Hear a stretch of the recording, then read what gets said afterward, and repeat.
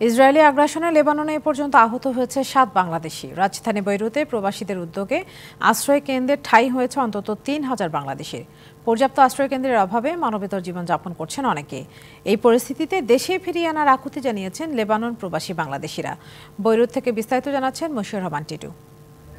আমি এই মুহূর্তে দাঁড়িয়ে আছি বৈরুতের একটি আশ্রয় কেন্দ্রে। আপনারা দেখতে পাচ্ছেন আমার পিছনে বেশ কিছু প্রবাসী বাংলাদেশি আছেন, যে আশ্রয় কেন্দ্রটিতে প্রায় ২৫০ শতাধিক প্রবাসী বাংলাদেশিরা আশ্রয় নিয়েছেন। এখানে তারা প্রায় ২ সপ্তাহ যাবৎ অবস্থান করছেন।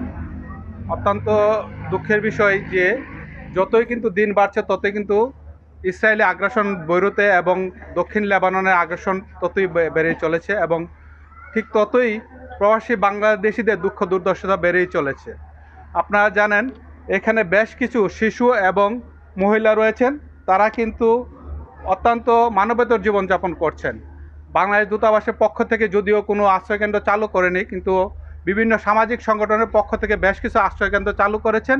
বাংলাদেশ দূতাবাসের পক্ষ থেকে তাদের সার্বিক সহযোগিতা করছেন এবং দূতাবাস সার্বক্ষণিক খবরাখবর নিচ্ছেন।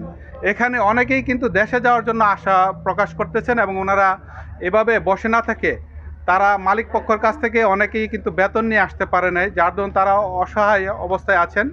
যদিও খাবার দাবার পাচ্ছেন, কিন্তু তাদের কাজকর্ম না থাকার কারণে তারা কিন্তু মানবেতর জীবনযাপন করছেন।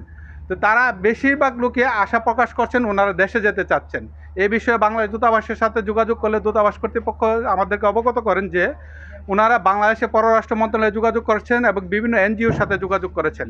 এখানে একটি মেইন বিষয় হলো যে লেবাননে যত প্রবাসী বাংলাদেশি আছেন তাদের মধ্যে বেশ কিছু সংখ্যক প্রবাসী বাংলাদেশি তারা কিন্তু বৈধ কাগজপত্র নেই।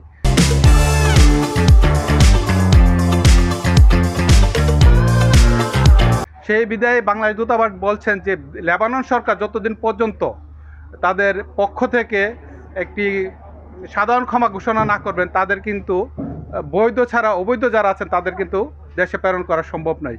সেই বিষয়ে বাংলাদেশ দূতাবাস কাজ করে যাচ্ছেন এবং তারা আশা প্রকাশ করছেন খুব শীঘ্রই বাংলাদেশ দূতাবাসের পক্ষ থেকে এবং লেবানন সরকারের পক্ষ থেকে প্রবাসীদের জন্য একটি সুখবর নিয়ে আসবেন বলে আশা করা যাচ্ছে। আপনারা জানেন বৈরুতের যে দাহিয়া জুনুবিয়া এলাকায় বলা হয় সেখানে প্রচুর পরিমাণ প্রবাসী বাংলাদেশি অবস্থান করছিল। তাদের বর্তমান যে অবস্থা, তারা কিন্তু এখন দক্ষিণ বৈরুতের থেকে ছেড়ে উত্তর বৈরুতে এসেছেন, কিন্তু কোনো জায়গায় কি লেবাননের যে কোনো জায়গাকে ওনারা এখন নিরাপদ মনে করছেন না।